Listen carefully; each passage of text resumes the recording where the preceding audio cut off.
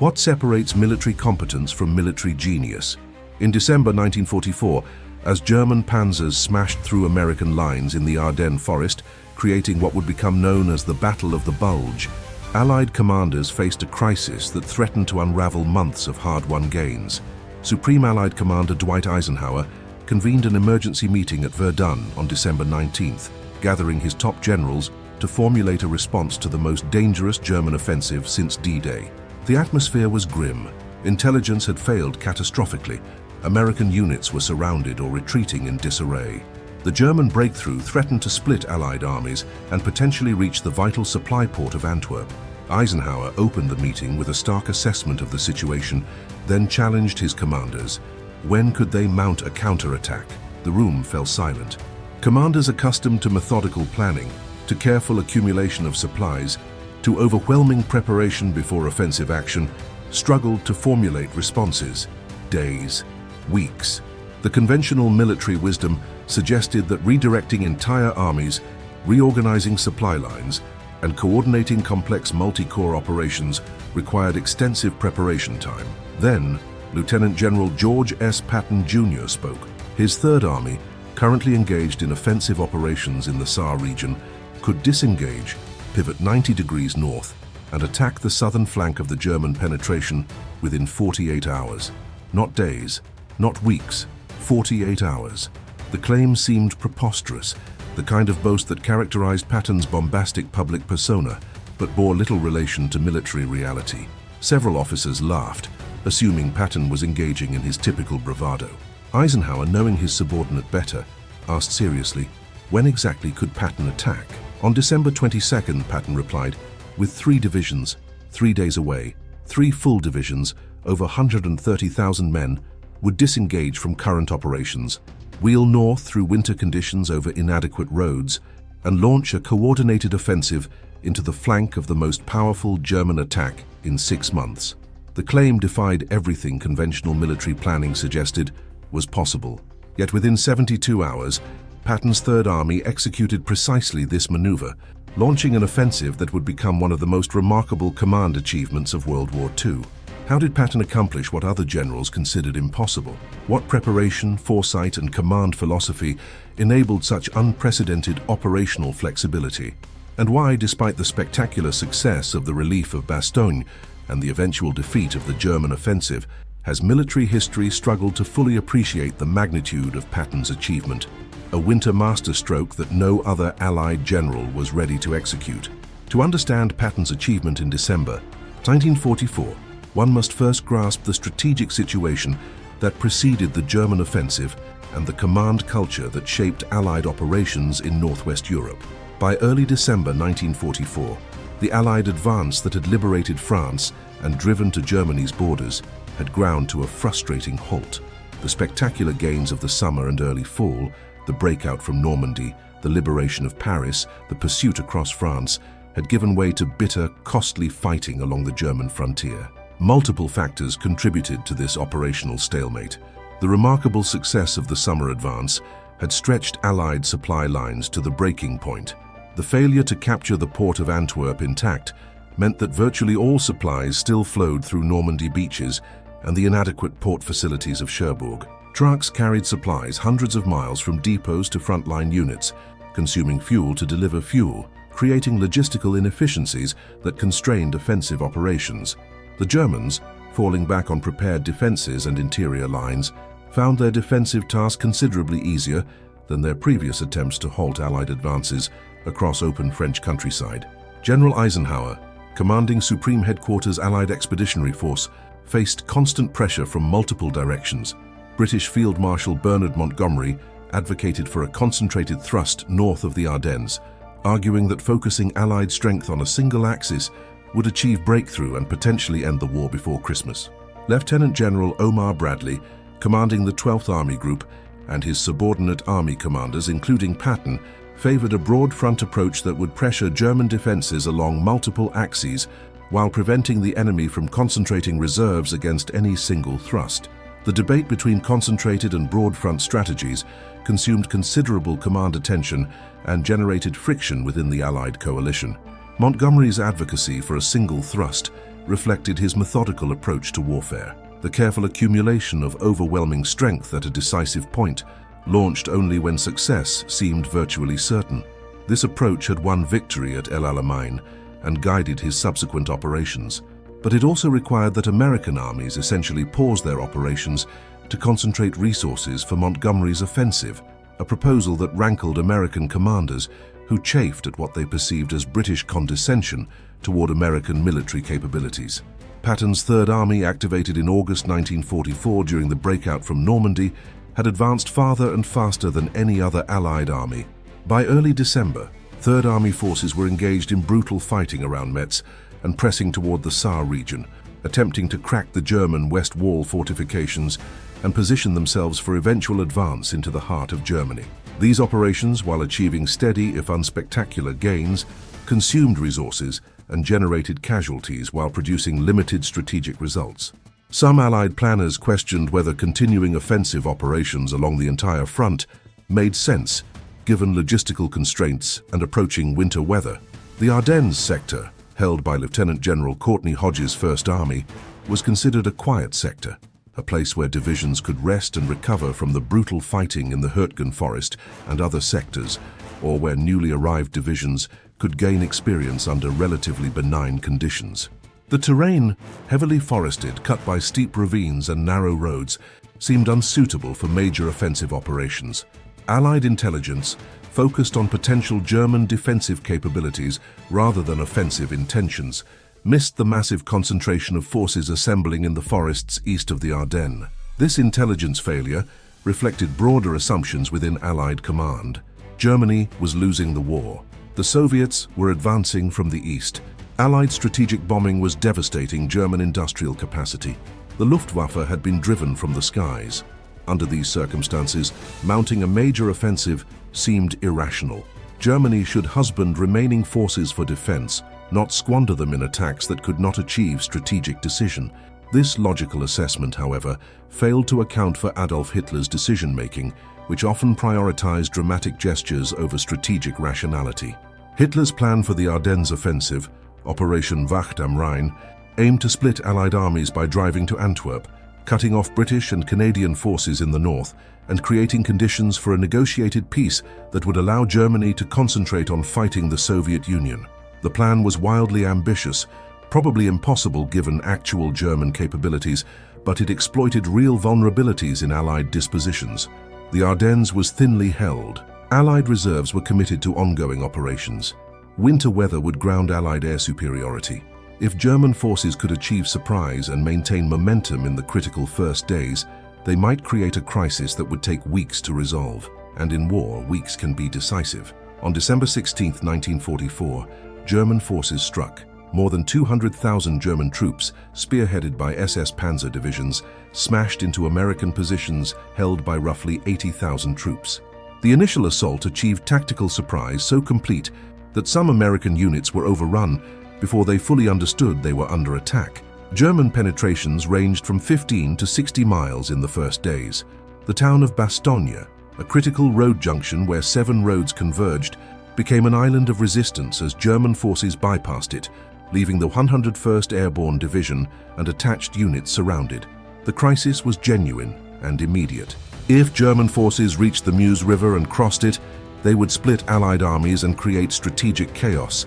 Even if the offensive ultimately failed, which seemed likely given Allied material superiority, the time required to contain and eliminate the German penetration would delay final victory and prolong the war.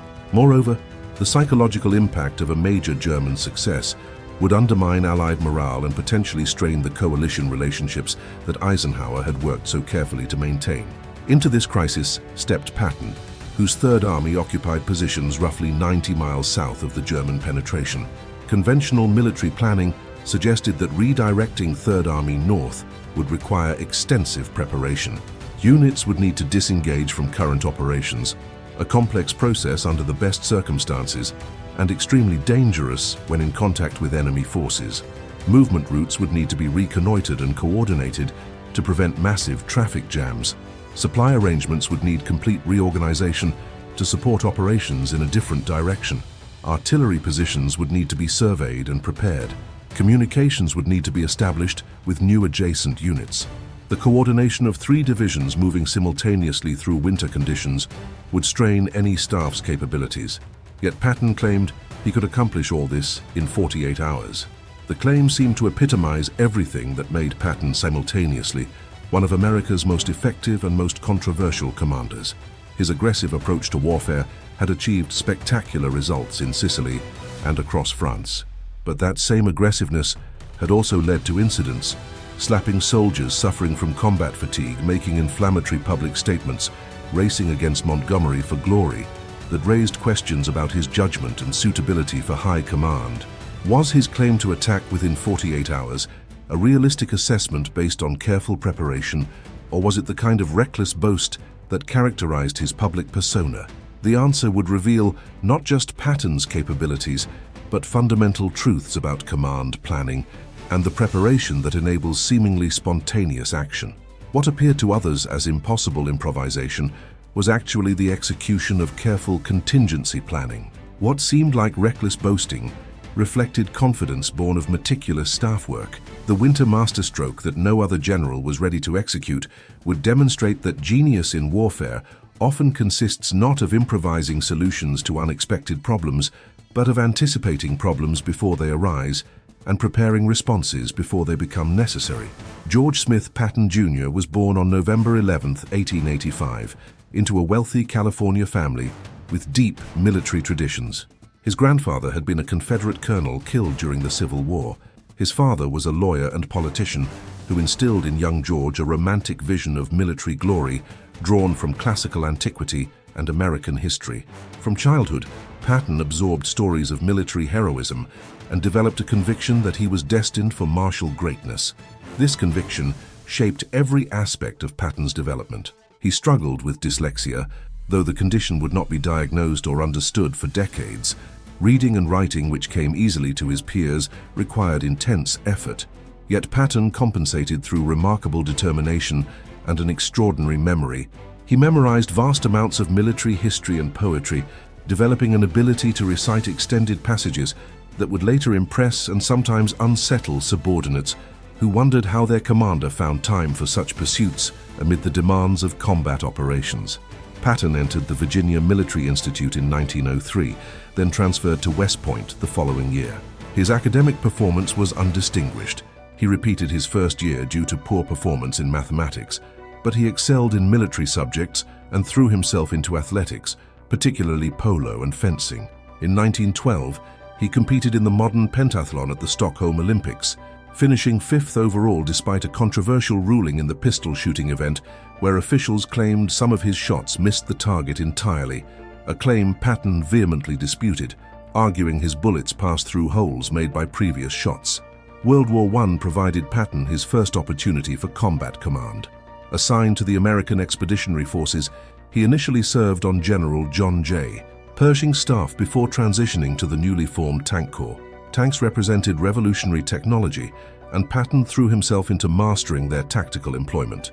He established the AEF Tank School, developed training methods, and led tanks in combat during the Meuse-Argonne offensive, where he was wounded leading an infantry tank attack after his tanks became separated from their infantry support. The interwar period proved frustrating for Patton, as it did for most officers of ambition. The US Army shrank dramatically after World War I. Promotion came slowly. Innovation was discouraged by senior officers who had developed their thinking during the last war and saw little reason to reconsider methods that had achieved victory. Patton remained one of the few American officers seriously studying mechanized warfare, reading widely in military history and theory, developing concepts for employing armor that would prove prescient when World War II erupted. Patton's theoretical work emphasized speed, exploitation, and the psychological impact of rapid maneuver. He studied the campaigns of Napoleon, Stonewall Jackson, Jeb Stuart, and other commanders known for aggressive, mobile operations. He absorbed the writings of J.F.C. Fuller and Basil Liddell Hart, British military theorists advocating mechanized warfare. He developed a command philosophy that emphasized leading from the front, maintaining relentless pressure on the enemy, and exploiting success rather than reinforcing failure. Yet Patton's personality created as many problems as his tactical thinking solved. He was profane, temperamental, sometimes cruel to subordinates he deemed insufficiently aggressive. He cultivated an image: the ivory-handled revolvers, the carefully tailored uniforms, the studied profanity that simultaneously inspired his troops and troubled senior commanders who questioned whether such theatricality reflected serious military thinking. He made enemies easily and seemed almost to relish conflict with superiors, peers, and subordinates alike. When the United States entered World War II, Patton was 56 years old, elderly by the standards of combat command, where the physical and mental demands could break younger men. Yet he demonstrated energy and drive that exhausted officers decades younger. Commanding the Western Task Force during Operation Torch, the invasion of North Africa in November 1942, Patton demonstrated the aggressive leadership style that would characterize his subsequent commands. When things went wrong, as they invariably do in military operations, Patton drove himself and his subordinates relentlessly to overcome problems through action rather than deliberation. The North African campaign provided Patton's first opportunity to command a large formation in sustained combat operations. Taking command of 2 corps after the American defeat at Kasserine Pass, Patton transformed the demoralized unit through harsh discipline, demanding training, and personal example. He imposed strict uniform standards, required officers to wear helmets at all times, and personally appeared at frontline units to assess conditions and demonstrate his own presence under fire. The transformation was remarkable. Within weeks, 2 corps regained combat effectiveness and began achieving tactical successes against German forces. But North Africa also revealed Patton's limitations and the tensions these created. His methods, while effective in restoring combat effectiveness, sometimes seemed to prioritize form over substance. Did it really matter whether officers wore neckties in combat zones? Critics suggested Patton's emphasis on spit and polish discipline reflected an outdated military culture that confused superficial order with genuine combat effectiveness. Patton countered that discipline in small things created habits of discipline in large things, that troops who maintained standards in garrison would maintain them under fire. The Sicily campaign in summer 1943 showcased both Patton's brilliance and his problematic personality. Commanding 7th Army, Patton conducted a spectacular campaign that liberated the island in just 38 days. But the campaign was marred by his rivalry with British Field Marshal Montgomery, a competition that sometimes seemed to motivate Patton more than sound military strategy. Worse, during visits to field hospitals, Patton slapped 2 soldiers suffering from combat fatigue, accusing them of cowardice. The incidents, when they became public, nearly ended Patton's career. Eisenhower seriously considered sending him home in disgrace. What saved Patton was Eisenhower's recognition that whatever his personality defects, Patton possessed qualities that made him invaluable for certain military tasks. Patton understood exploitation, the phase of operations after breakthrough when speed and aggression can transform tactical success into strategic victory. He inspired troops to achieve more than they believed possible. He possessed an almost intuitive grasp of how to maintain operational momentum.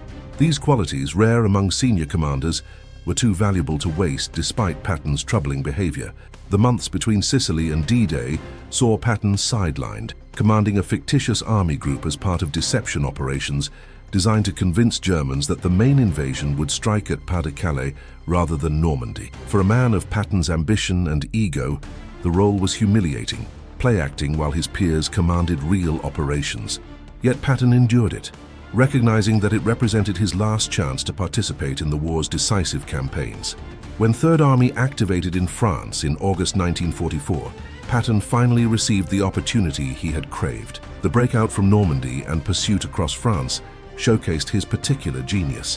While other commanders consolidated gains and worried about exposed flanks, Patton drove his army forward relentlessly, believing that maintaining momentum created more security than cautious consolidation. Third Army advanced faster and farther than any other Allied army, liberating territory and destroying German units with a speed that seemed to validate Patton's aggressive philosophy. Yet success created new tensions. Patton's public statements sometimes embarrassed Allied command. His rivalry with Montgomery continued to generate friction within the coalition. His constant demands for additional supplies competed with other armies' needs. Some commanders questioned whether Patton's spectacular advances were achieving strategic results, commensurate with resources consumed. The debate between concentration and dispersion, should Eisenhower focus resources on a single thrust or maintain pressure along the entire front, often became entangled with personalities and national pride. By December 1944, these tensions had not resolved. Patton's Third Army was engaged in grinding combat around Metz and the Saar, achieving gains but nothing like the dramatic advances of the summer. Some observers questioned whether Patton's methods worked better in pursuit than in sustained combat against prepared defenses. Others wondered whether his aggressive instincts, so valuable during exploitation, became liabilities when operational circumstances required patience and methodical preparation. Then came the German offensive in the Ardennes, and suddenly the question facing Allied command was not whether to continue grinding advances, but how to respond to a crisis that threatened to unravel months of gains. This was precisely the kind of situation where Patton's particular talents might prove decisive. If his boast about attacking within 48 hours reflected genuine capability rather than characteristic exaggeration. The answer lay in preparations that Patton and his staff had been making for weeks, contingency planning that anticipated possible German actions and prepared responses before those actions materialized.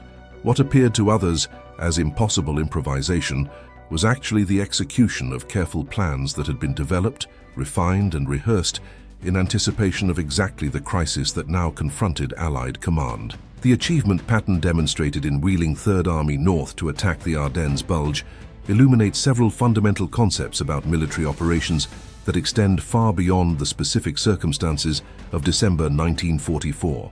At its core, the maneuver reveals the relationship between planning and flexibility, the paradoxical truth that spontaneous action often requires extensive preparation, that the ability to respond rapidly to unexpected circumstances depends on having anticipated and planned for those circumstances before they arise.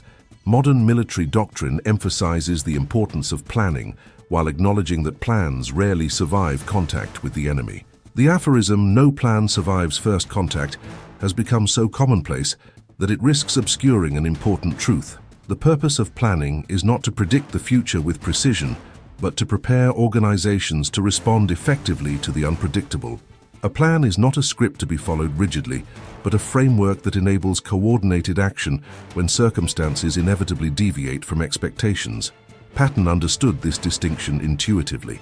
In early December, even as Third Army pressed offensive operations in the Saar, Patton directed his staff to develop contingency plans for redirecting the army north. This was not based on specific intelligence suggesting German offensive preparations. Allied intelligence had failed to detect those, but rather on Patton's general assessment that German forces remained capable of local counterattacks and that Third Army might need to respond rapidly to threats or opportunities that emerged. His Chief of Staff, Major General Hugh Gaffey, and his operations officer, Colonel Halley Maddox, led the planning effort. They identified 3 potential scenarios for Third Army operations north of its current sector and developed detailed plans for each, one for a relatively modest reorientation, one for a more substantial shift, and one for a complete 90-degree turn of the entire army. For each scenario, staff officers identified movement routes, developed march tables specifying when units would move and along which roads, planned logistical arrangements for supplying operations in new sectors, and coordinated communications with units that would become adjacent forces in the new operational area. This planning consumed significant staff effort during a period when Third Army was actively engaged in combat operations. Some officers questioned whether developing plans for hypothetical situations represented the best use of limited staff resources. Patton insisted the work continue, arguing that the ability to respond rapidly to unexpected developments would more than justify the investment if circumstances ever required executing the contingency plans. The concept of commander's intent, now central to modern military doctrine, finds clear expression in Patton's approach. Rather than specifying detailed actions for every possible contingency, Patton communicated his overall operational philosophy and expectations to subordinate commanders. This allowed them to exercise initiative within a framework of shared understanding, making decisions that advanced Patton's objectives without requiring constant approval from higher headquarters. Patton's intent emphasized speed, aggression, and maintaining momentum. Subordinate commanders understood that when in doubt, They should err on the side of action rather than caution, advance rather than consolidate, attack rather than defend. This shared understanding meant that when Third Army received orders to wheel north, division and corps commanders immediately grasped what Patton expected and could begin taking actions consistent with those expectations before receiving detailed orders.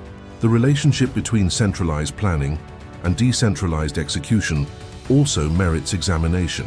The massive reorientation Third Army accomplished required extraordinarily detailed coordination, thousands of vehicles moving simultaneously through a limited road network in winter conditions, artillery units displacing and establishing new positions, supply systems reorganizing to support operations in new sectors, communications being established with new adjacent units.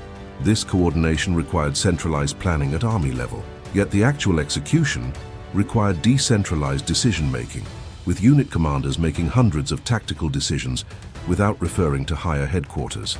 Patton's command style balanced these requirements effectively. His staff developed detailed plans that specified movement routes, march schedules, and coordination requirements. But they communicated these plans in ways that left subordinate commanders free to adapt to local conditions. When units encountered obstacles or delays, commanders had authority to make adjustments as long as they met overall timeline requirements and maintained coordination with adjacent units. The role of logistics in enabling operational maneuver deserves particular attention. Military operations consume vast quantities of supplies, fuel, ammunition, food, repair parts, medical supplies, and the capacity to deliver these supplies often determines what operations armies can conduct. Third Army's reorientation required not just moving combat units, but reorganizing entire supply systems to support operations in a new sector. Patton's Third Army logistics system, directed by Brigadier General Walter Müller, had developed remarkable efficiency during the pursuit across France. Müller's staff had mastered the art of supporting rapid advances, delivering supplies to forward units, despite extended distances and limited transportation assets. This experience proved invaluable during the shift to the Ardennes. Logistics staff already understood how to support fast-moving operations and could apply that knowledge to the new mission. Yet the Ardennes operation posed unique challenges. The reorientation meant that supply routes carefully developed for operations in the Saar became largely irrelevant. New routes needed to be established through different terrain and using different supply points. The winter weather that had hampered all operations created additional difficulties. Icy roads slowed traffic, snow complicated navigation, cold weather increased fuel consumption and reduced vehicle reliability. Managing these challenges while maintaining flow of supplies to units actively engaged in combat required logistics capabilities that few armies possessed. The concept of operational tempo, the speed at which military operations unfold, provides another lens for understanding Patton's achievement. Conventional military wisdom suggested that major reorientations required time to disengage from current operations, time to move to new sectors, time to prepare for renewed operations. This assumption reflected real constraints. Moving large formations requires coordination to prevent traffic jams. Establishing new supply arrangements takes time. Communications need to be tested before operations begin. Patton's approach compressed these timelines through parallel action, rather than sequential steps. Instead of disengaging, moving, then preparing to attack, Third Army executed these activities simultaneously. Units disengaged from current operations, while advance parties moved north to reconnoiter new positions. Supply arrangements were reorganized, while combat units were still in transit. Communications were established even as units were deploying. This parallelization reduced overall time required, but increased complexity and risk. If any element failed, the entire operation might collapse. The calculated risk inherent in Patton's approach reflects a broader truth about military operations. Avoiding risk is itself risky when circumstances demand rapid action. A methodical approach that minimizes risk through extensive preparation might seem prudent, but if that approach allows the enemy time to consolidate defenses or achieve objectives, the ultimate result might be less favorable than accepting the risks of hasty action. Patton understood this trade-off intuitively and consistently accepted tactical risks to achieve operational objectives.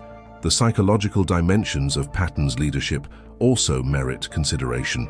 His personal style, the profanity, The theatrical costume, the constant visible presence at forward units, created an image that inspired troops, while sometimes troubling superior officers. Soldiers knew that Patton demanded maximum effort, but also understood that he would never ask them to do anything he was unwilling to do himself. This created a bond of trust that proved invaluable during the brutal combat of the Ardennes winter. Patton's relationship with his staff reveals another dimension of effective command. He drove his staff officers relentlessly, demanding long hours and perfect execution while tolerating no excuses for failure. Yet he also protected them from outside criticism, trusted their professional competence, and gave them credit for successes. This created a staff culture where officers took initiative, worked collaboratively, and maintained focus on achieving Patton's objectives rather than protecting themselves from criticism. The tension between Patton's aggressive instincts and strategic constraints illuminates a persistent challenge in military operations.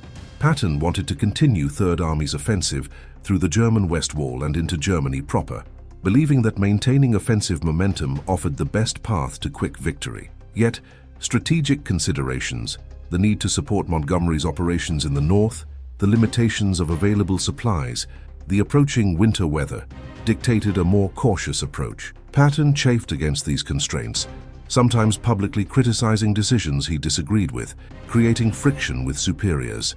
This tension reflected fundamentally different philosophies about warfare. Eisenhower, commanding Supreme Headquarters, had to balance military considerations against political requirements of coalition warfare. He needed to maintain Allied unity, manage relationships with political leaders, and ensure that operations aligned with broader strategic objectives. Patton, commanding a single army, could focus exclusively on military effectiveness within his sector. These different responsibilities created different perspectives on what operations made sense, and neither perspective was simply right or wrong. They reflected different legitimate concerns operating at different levels of command. The actual execution of Third Army's reorientation to the Ardennes demonstrated how Patton's preparation, staff work, and command philosophy translated into battlefield results. On December 19th, at the Verdun conference where Eisenhower convened his commanders to address the German offensive, Patton stated that 3 divisions, the 4th Armored, the 26th Infantry, and the 80th Infantry, would attack north on December 22nd, just 3 days away. The 4th Armored Division, commanded by Major General Hugh Gaffey, was Third Army's most experienced armored formation. The division had led the race across France during the summer pursuit and had demonstrated exceptional capability in mobile operations. Now it would spearhead Third Army's attack into the southern flank of the German Bulge. The 26th Infantry Division, commanded by Major General Willard Paul, was a National Guard division that had seen hard fighting since entering combat in October. The 80th Infantry Division, commanded by Major General Horace McBride, was another experienced formation that had fought continuously since August. Moving these 3 divisions, representing over 130,000 men with their vehicles, artillery, and supplies, required precise coordination. Colonel Maddox's operations staff had developed march tables that specified when each unit would move, along which roads, and where it would deploy upon reaching the Ardennes sector. These tables accounted for the reality that road networks were limited and winter conditions would slow movement. They built in buffers to prevent traffic jams while maintaining overall timeline requirements. The disengagement from current operations posed particular challenges. When military units are in close contact with enemy forces, disengaging without triggering enemy attacks or revealing intentions requires careful orchestration. Units must maintain appearance of normal operations while gradually withdrawing from positions. Artillery must continue firing to maintain illusion of ongoing operations. Reconnaissance elements must maintain contact with enemy forces to detect any response to the withdrawal. Third Army units accomplished this through a combination of deception and careful timing. Artillery maintained normal fire patterns. Patrols continued operating in forward areas. But behind this facade, main combat elements withdrew systematically, moving to assembly areas where they would begin the march north. The Germans, focused on their own offensive operations in the Ardennes, failed to detect the withdrawal or recognize its significance. The movement itself demonstrated the efficiency of Third Army's staff systems. On December 20th, roads throughout Third Army's sector filled with columns of vehicles moving north. Military police directed traffic at key intersections, ensuring units followed assigned routes and maintaining flow despite winter conditions. Maintenance units positioned themselves along routes to provide immediate assistance to vehicles that broke down, preventing disabled vehicles from blocking roads and disrupting movement. The scale of the movement was extraordinary. Over 133,000 vehicles moved more than 60 miles through winter conditions along inadequate roads. That such a movement could be accomplished at all was remarkable. That it could be done in 48 hours while maintaining unit integrity and arriving ready for combat operations seemed almost miraculous. Yet Third Army accomplished exactly this, demonstrating an operational capability that few armies in history have matched. As units arrived in the Ardennes sector, they immediately began final preparations for offensive operations. Artillery units surveyed positions and prepared firing data. Infantry units reconnoitered jump-off positions and coordinated with adjacent forces. Armor units refueled, conducted final maintenance checks, and received updated intelligence on enemy positions. The speed of these preparations reflected both the quality of prior planning and the experience of formations that had conducted numerous offensive operations over preceding months. The attack began on schedule on December 22nd. The 4th Armored Division drove north toward Bastogne, where the 101st Airborne Division and attached units had been surrounded since December 20th. The encircled garrison had defied German surrender demands. Brigadier General Anthony McAuliffe's one-word response, "nuts," became one of the war's most famous retorts, but their situation remained desperate. They lacked adequate supplies, winter weather prevented reliable air resupply, and German forces continued pressing attacks against the perimeter. The drive to Bastogne showcased both the capabilities and limitations of Patton's approach. The 4th Armored Division advanced aggressively, driving through German positions with the speed that characterized Third Army operations. But the terrain, forested, cut by steep valleys covered in snow, favored defenders. German forces, fighting with desperation born of recognition that the offensive's success might determine the war's outcome, resisted fiercely. Each village became a strong point. Each ridge required separate assault. Progress, while steady, came more slowly than the spectacular advances across France. Weather conditions added to the challenges. Temperatures dropped below freezing. Snow fell intermittently, covering roads and reducing visibility. Vehicles struggled for traction on icy surfaces. Soldiers fought not just the enemy but the elements, suffering from exposure and cold weather injuries that reduced combat effectiveness. Supply units worked around the clock to deliver ammunition, fuel, and winter clothing, but the difficult conditions meant that shortages developed despite heroic efforts. Yet Third Army maintained momentum. When the 4th Armored Division encountered particularly stubborn resistance, Patton committed additional forces rather than allowing the advance to stall. The 3 Corps, commanded by Major General John Milliken, coordinated operations of multiple divisions, shifting emphasis to exploit successes while containing German counterattacks.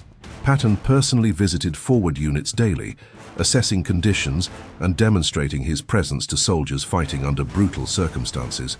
On December 26th, lead elements of the 4th Armored Division broke through German lines and established contact with the Bastogne garrison. The relief did not end the battle. German forces continued attacking both the corridor and Bastogne itself for weeks, but it represented a psychological and strategic victory. The encircled garrison had held. Third Army had executed its impossible maneuver. The German offensive, while not yet defeated, had clearly failed to achieve its strategic objectives. The subsequent operations to eliminate the German bulge demonstrated both the strengths and limitations of Patton's approach. Third Army continued attacking north and east, compressing the German salient and inflicting heavy casualties. But the advance was grinding rather than spectacular, reflecting the reality that German forces, though defeated strategically, remained dangerous tactically and defended tenaciously. Weather continued hampering operations. Supply difficulties persisted. Casualties mounted in the intense combat. Patton's solution to these challenges emphasized maintaining pressure regardless of difficulties. He rejected suggestions to pause operations pending improved weather or additional supplies, arguing that any respite would allow German forces to strengthen defenses. This insistence on continuous operations achieved results. German units under constant pressure could not organize coherent defenses and suffered mounting losses. But it also generated criticism from those who argued that more methodical operations might achieve similar results at lower cost. The tension between Patton's desire to continue offensive operations beyond the Ardennes and strategic direction from Supreme Headquarters revealed persistent differences in strategic vision. Patton wanted to drive east through the base of the Bulge, cutting off German forces and potentially creating conditions for deep exploitation into Germany. Eisenhower, concerned about maintaining broad front pressure and avoiding the kind of overextension that had created problems earlier, directed more conservative operations that would eliminate the Bulge without creating new vulnerabilities. This disagreement reflected different assessments of risk and opportunity. Patton believed that aggressive exploitation of German weakness could dramatically shorten the war. Eisenhower believed that methodical, coordinated advances minimized risk of setbacks that could prolong the conflict. Both positions had merit, and the historical debate about which approach was correct continues among military historians. The logistical achievement that enabled Third Army's operations deserves emphasis. Supporting offensive operations in winter conditions through difficult terrain required extraordinary effort from logistics personnel who rarely receive recognition in accounts focused on combat operations. Truck drivers navigated icy roads under blackout conditions, delivering supplies despite constant danger from accidents and enemy action. Supply officers improvised solutions to shortages, scrounging materials, and redistributing resources to ensure forward units maintained combat capability. Medical personnel treated unprecedented numbers of cold weather casualties while continuing to provide care for combat wounded. The reorganization of supply systems to support operations in the Ardennes, while maintaining supplies to units still engaged in the Saar sector, represented a planning and execution challenge of the highest order. Supply officers worked with incomplete information about what units needed, when they needed it, and where they would be when they needed it. Yet they succeeded in maintaining flow of critical supplies, preventing the kind of logistical breakdown that could have paralyzed operations. The communications challenges Third Army overcame also merit recognition. Establishing reliable communications between headquarters and forward units required laying thousands of miles of wire across terrain that enemy artillery frequently interdicted. Radio communications, while more flexible, were vulnerable to weather interference and enemy monitoring. Signal officers maintained communications despite these challenges, ensuring that Patton and his staff could coordinate operations across a front that eventually extended over 100 miles. The human cost of Third Army's operations during the Ardennes campaign was substantial. From December 22nd through January, Third Army suffered approximately 50,000 casualties, killed, wounded, missing, and non-battle injuries, including severe frostbite cases. These losses represented roughly one-third of Third Army's combat strength and included experienced soldiers whose skills could not be easily replaced. The question of whether more methodical operations might have achieved similar results at lower cost remains legitimate and unresolved. Yet the strategic results were undeniable. Third Army's rapid response prevented German forces from exploiting their initial success.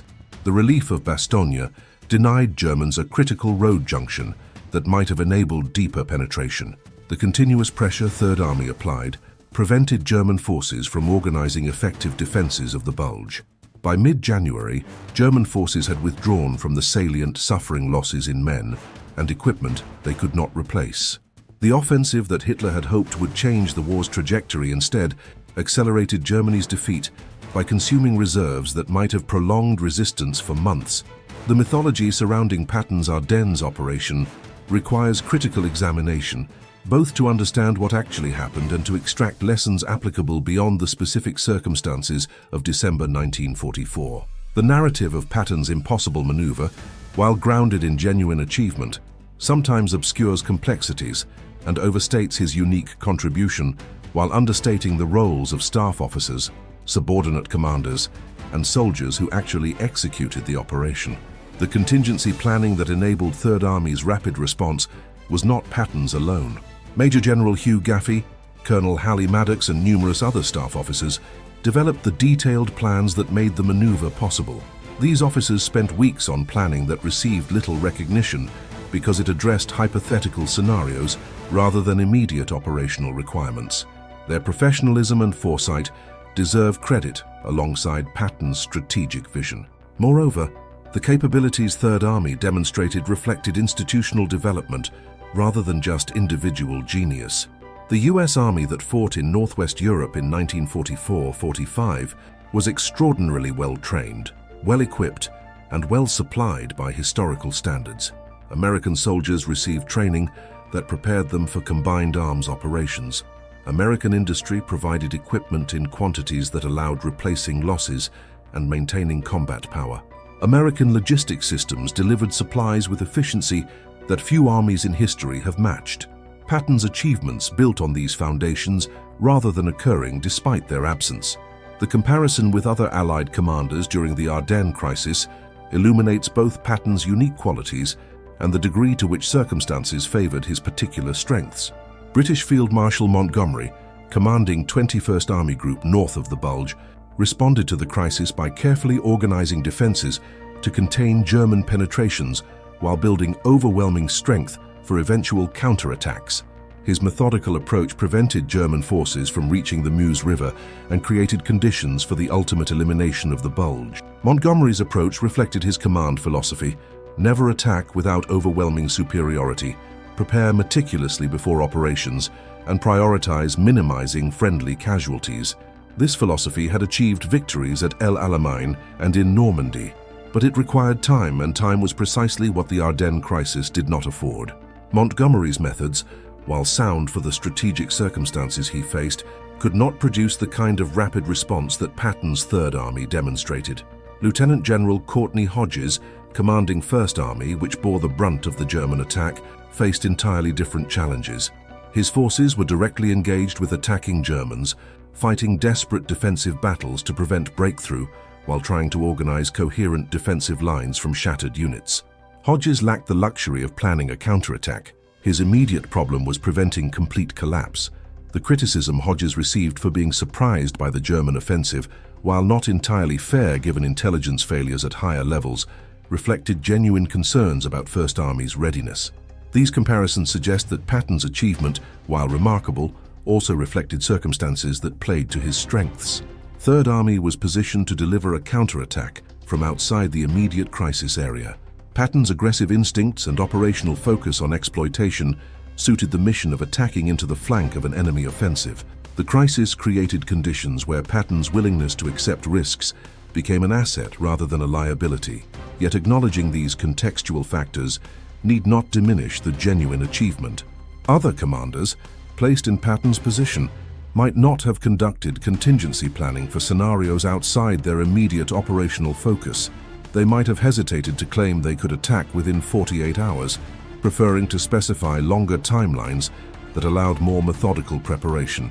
They might have executed the maneuver more cautiously, achieving relief of Bastogne days later at potentially decisive cost. Patton's particular combination of aggressive instinct, careful preparation, and command presence enabled Third Army to accomplish what no other Allied army accomplished during the war: a complete 90-degree reorientation and renewed offensive in under 72 hours. The tension between Patton's public persona and actual military capability deserves examination. Patton cultivated an image: the profane warrior, the romantic cavalry officer, the reincarnation of ancient conquerors, that sometimes obscured the careful planning and professional competence underlying his operations. This theatrical quality troubled some senior officers who questioned whether such behavior reflected serious military thinking. Yet the theatricality served purposes beyond satisfying Patton's ego. It inspired soldiers who saw their commander as larger than life, a figure who would lead them to victory through sheer force of will. The psychological impact of Patton's presence at forward units during the Ardennes campaign demonstrates this dynamic. Soldiers fighting in brutal winter conditions against desperate German resistance drew strength from seeing their commanding general personally visiting their positions, sharing their dangers, and demonstrating confidence in ultimate victory. This impact was real and valuable, regardless of whether Patton's self-dramatization reflected genuine personality or calculated performance. Yet Patton's personality also created legitimate problems. His public statements sometimes complicated coalition relationships or embarrassed Allied command. His rivalry with Montgomery, while often exaggerated in popular accounts, did occasionally influence operational decisions in ways that prioritized personal competition over military effectiveness. His treatment of subordinates who failed to meet his standards could be harsh to the point of cruelty. These character flaws were genuine and created real difficulties that Eisenhower and other senior commanders had to manage. The broader question of whether Patton's methods represented replicable best practices or unique capabilities that could not be institutionalized remains subject to debate. The U.S.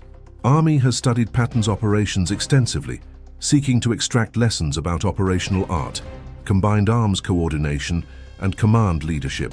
Yet attempts to codify Patton's methods often find that what worked for him might not work for commanders with different personalities, facing different circumstances, leading different organizations. This suggests that Patton's achievement reflected a unique combination of personal qualities, institutional capabilities, and historical circumstances that may not be fully replicable. The contingency planning that enabled rapid response could and should be emulated. The emphasis on maintaining operational tempo remains relevant. The importance of commanders' presence and personal leadership retains validity.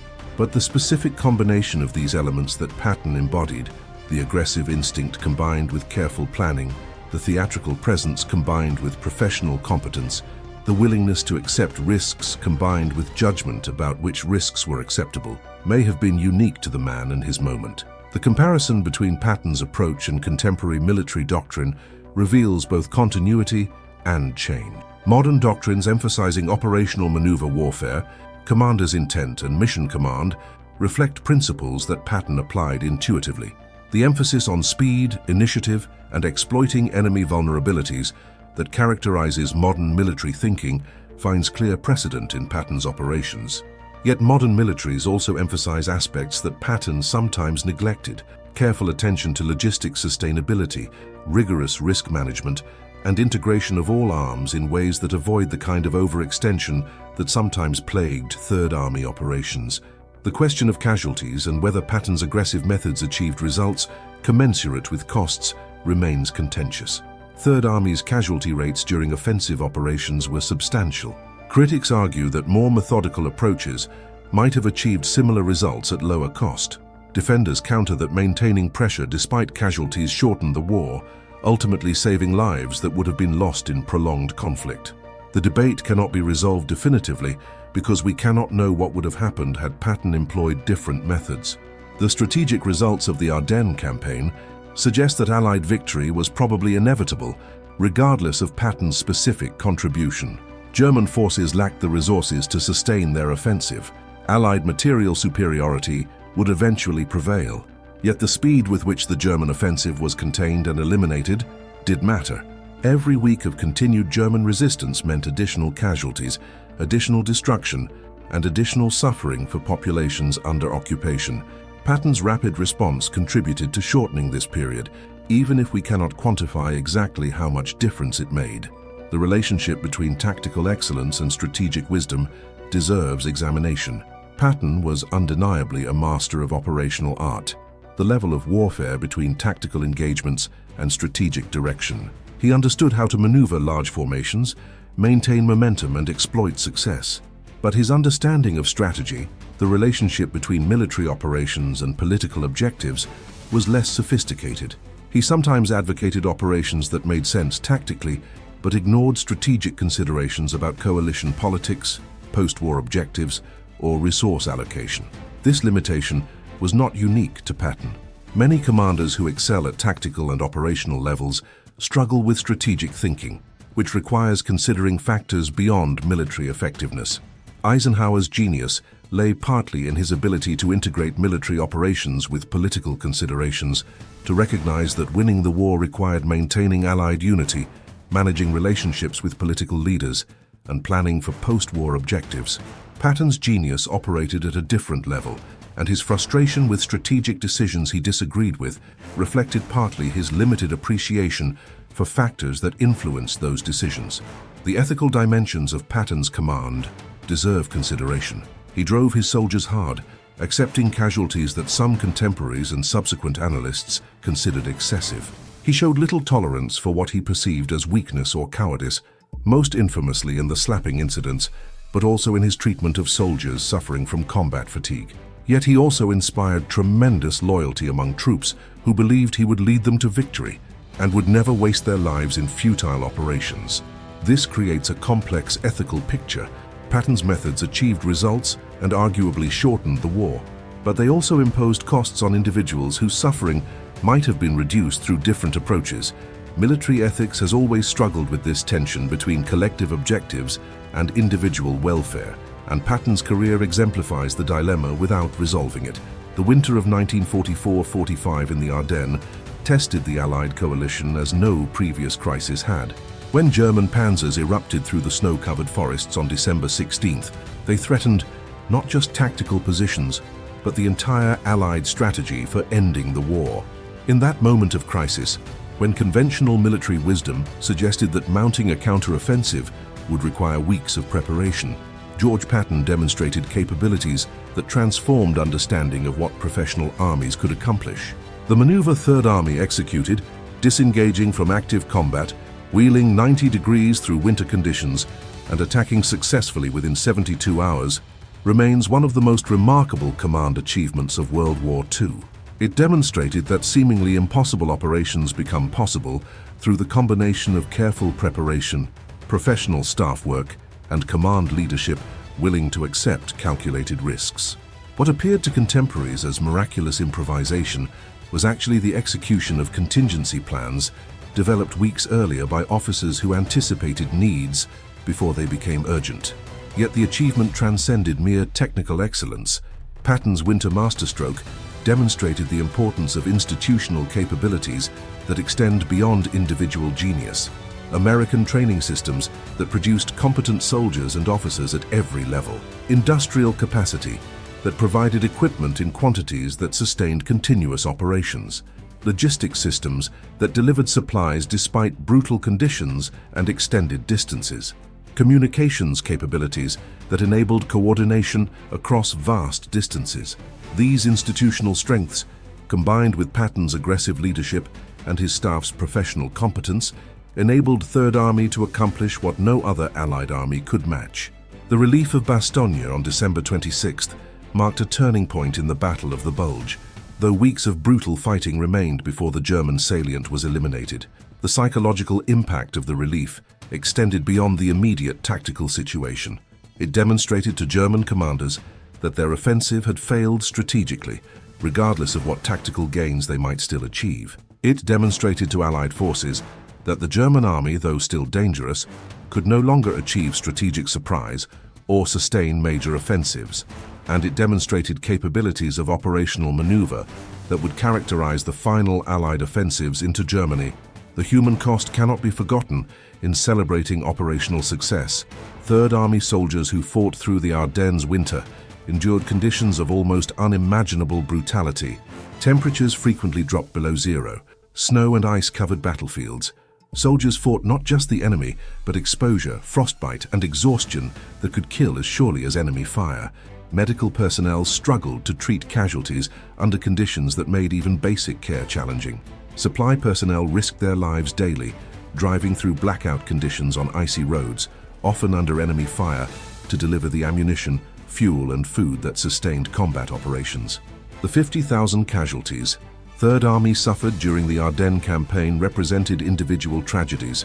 Soldiers killed who would never return to families who mourned them, wounded who carried physical and psychological scars for the remainder of their lives, men who experienced horrors that no human should endure. These costs must be weighed against the strategic results achieved, though such calculations can never be precise or completely satisfactory. War creates moral dilemmas that admit no perfect solutions, and Patton's Ardennes campaign exemplifies these tensions. The broader legacy of Patton's achievement extends beyond the specific circumstances of December 1944. Military organizations worldwide have studied Third Army's operations, seeking to understand how such operational flexibility was achieved and whether similar capabilities could be developed in contemporary forces. The emphasis on contingency planning, on maintaining operational tempo, on commanders' intent and decentralized execution, all these elements of modern military doctrine reflect principles that Patton applied with such effectiveness during the Ardennes campaign. Yet attempts to institutionalize Patton's methods often struggle with the reality that his achievement reflected a unique combination of personal qualities, institutional capabilities, and historical circumstances. The aggressive instinct that drove him to seek opportunity in crisis might produce disaster in commanders with less judgment. The willingness to accept risks that enabled rapid response might lead to recklessness in less capable hands. The personal command style that inspired Third Army soldiers might alienate troops led by commanders who lack Patton's particular charisma. This suggests that the most important lessons from Patton's winter masterstroke may not be specific techniques or methods, but rather broader principles about preparation, flexibility, and command. Organizations that anticipate challenges before they arise and develop responses in advance will respond more effectively than those that wait for crises to force improvisation. Commanders who communicate intent clearly, while empowering subordinates to exercise initiative, will achieve better results than those who attempt to control every detail from headquarters. Militaries that develop institutional capabilities across training, logistics, and communications will enable operational achievements impossible for organizations that rely on individual genius alone. The relationship between Patton's achievement and subsequent military history merits reflection. The operational maneuver warfare that Third Army demonstrated in the Ardennes influenced American military thinking throughout the Cold War and into contemporary operations. The emphasis on speed, exploitation, and maintaining initiative that characterized Patton's approach became central to American doctrine. Yet subsequent operations also revealed limitations of this approach. The Vietnam War demonstrated that operational excellence cannot overcome strategic confusion. Iraq and Afghanistan showed that tactical victories cannot substitute for political solutions. Contemporary challenges suggest that the kind of large-scale maneuver warfare Patton excelled at may be less relevant to conflicts characterized by ambiguity and irregular warfare. These reflections do not diminish Patton's achievement, but place it in proper context. He was a master of operational art, as practiced in World War II, the maneuver of large formations in conventional warfare against state opponents with clear military objectives. The fact that subsequent conflicts have raised questions about the continuing relevance of such warfare does not negate the brilliance with which Patton practiced it during his time. Military history must assess commanders within their historical contexts, while extracting lessons that transcend specific circumstances. The question posed at this narrative's beginning, what separates military competence from military genius, finds no simple answer in Patton's story. Competence requires technical skill, professional knowledge, and sound judgment. Genius requires these, but adds qualities harder to define. The ability to see possibilities others miss, the courage to act when caution seems prudent, the judgment to distinguish calculated risks from recklessness, the leadership that inspires extraordinary performance from ordinary people. Patton possessed these qualities in unusual measure, combined with institutional support that enabled their effective application. Yet genius, even military genius, does not excuse character flaws or tactical mistakes. Patton's treatment of subordinates, his inflammatory public statements, his sometimes excessive acceptance of casualties, these represent legitimate criticisms that must be acknowledged alongside recognition of his achievements. The historical assessment must hold in tension both his undeniable military capabilities and his equally undeniable personal failings, resisting the temptation to construct simplistic hero narratives that obscure complexity. The Ardennes stands as testament to what professional military forces can accomplish when properly trained, adequately equipped, competently led, and employed in operations that suit their capabilities.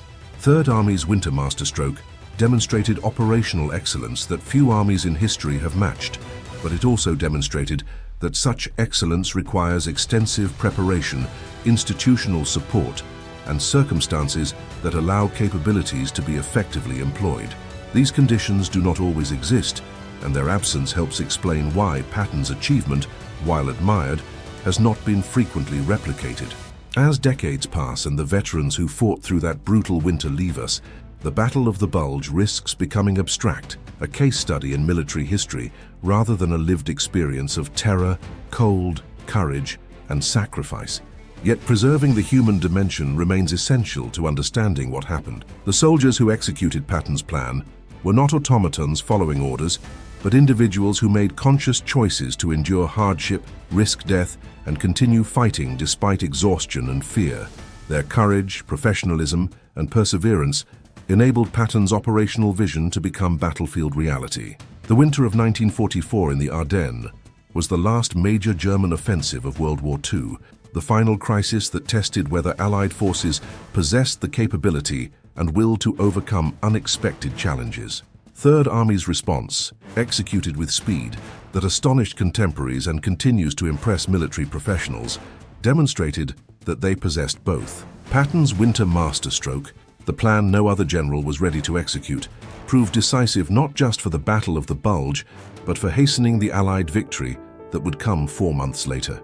In the final analysis, Patton's achievement in the Ardennes represents the convergence of preparation, opportunity, and capability. The contingency planning his staff conducted created the preparation. The German offensive created the opportunity. The institutional capabilities of Third Army and Patton's personal leadership provided the capability. When these elements converged during that critical December week, they produced an operational achievement that exemplified military excellence at the highest level. Not perfect, not without cost, but effective in ways that decisively influenced the war's outcome. The empty battlefields of the Ardennes today show little evidence of the drama that unfolded there. The forests have regrown. The scars have healed. Memorials mark where American and German soldiers fought and died, but they cannot fully convey the intensity of that winter struggle or the significance of Third Army's extraordinary maneuver. Perhaps that is appropriate. War's realities, the suffering, the sacrifice, the moral complexity, resist easy commemoration or simple lessons. What remains is the historical record of what happened, the continuing debate about what it meant, and the challenge to extract wisdom that might help future generations confront their own crises with comparable skill, courage, and humanity.